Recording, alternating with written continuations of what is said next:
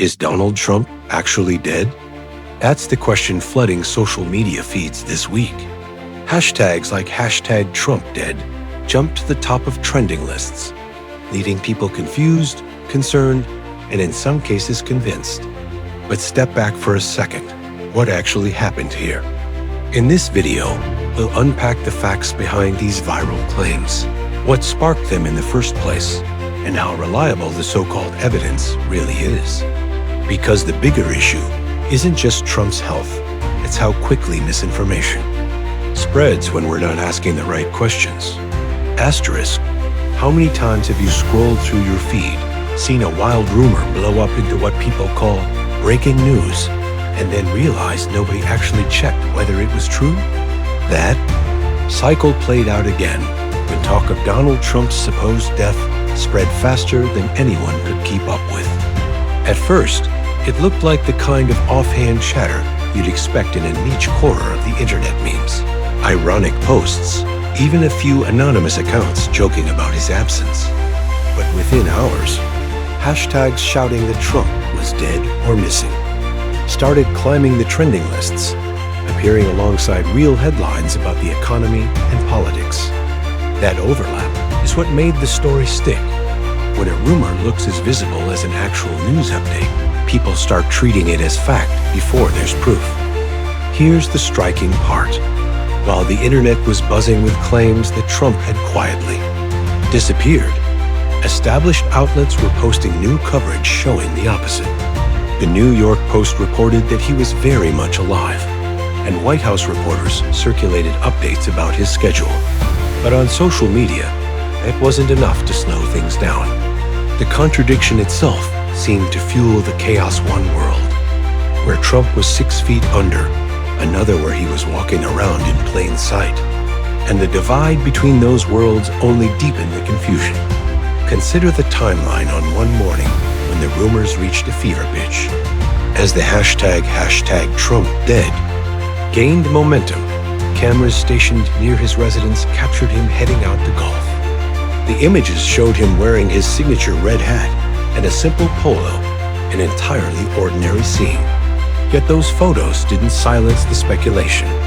In fact, they gave people new angles to scrutinize. Viewers fixated on details in the pictures his. Hands showed faint bruising, and his ankles seemed slightly swollen under the fabric of his pants. To many observers, those signs became sudden evidence of hidden illness, or even proof that it wasn't really him at all.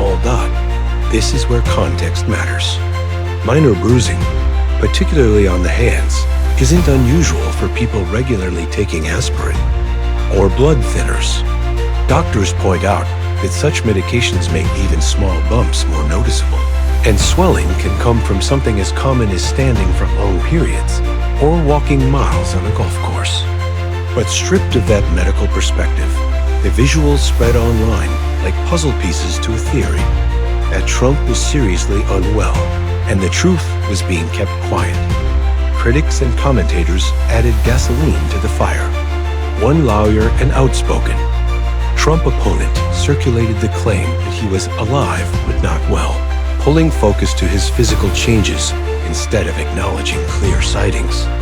On the other side, public figures who support Trump denounced the chatter as baseless and cruel. One activist went as far as calling the rumors sickening, noting how quickly platforms turn a casual whisper into a nationwide trending story. The clash between these opposing voices deepened the sense of uncertainty, as though shouting louder could tip the balance toward one version of reality or the other.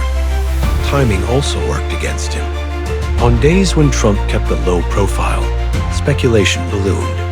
A weekend without a rally, a skipped media appearance, even just hours away from cameras, each quiet moment gave the rumor more oxygen. By the time he resurfaced, the cycle had already finished another lap, and new people had gotten caught in the swirl of lies and half-truths. It wasn't absence alone that brewed suspicion, but the silence that provides space for imagination to fill the gaps. In reality, Trump had been seen at his golf club on August 24th, publicly visible despite what the trending rumors suggested. Not only that, but his calendar already included his scheduled cabinet-style meeting, a concrete sign that nothing dramatic had suddenly changed. The narrative of disappearance unraveled as soon as these verifiable updates came into the picture. So the real puzzle isn't whether he was missing or unwell. It's why, with actual sightings and documented plans available, so many people continued to believe the opposite. And that question cuts deeper than one man's health or schedule. It tells us something about the way we process information when doubt feels more convincing than fact. These rumors don't actually tell us much about Trump's health.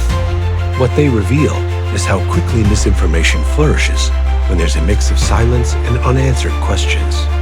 Instead of certainty, people fill the gaps with theories that spread faster than the truth ever could. Here's something to think about. The next time you see a claim rocketing to the top of your feed, stop and ask yourself, where's the proof? In most cases, it's already out there, just waiting. By choosing to check before you share, you become part of the solution, not the noise.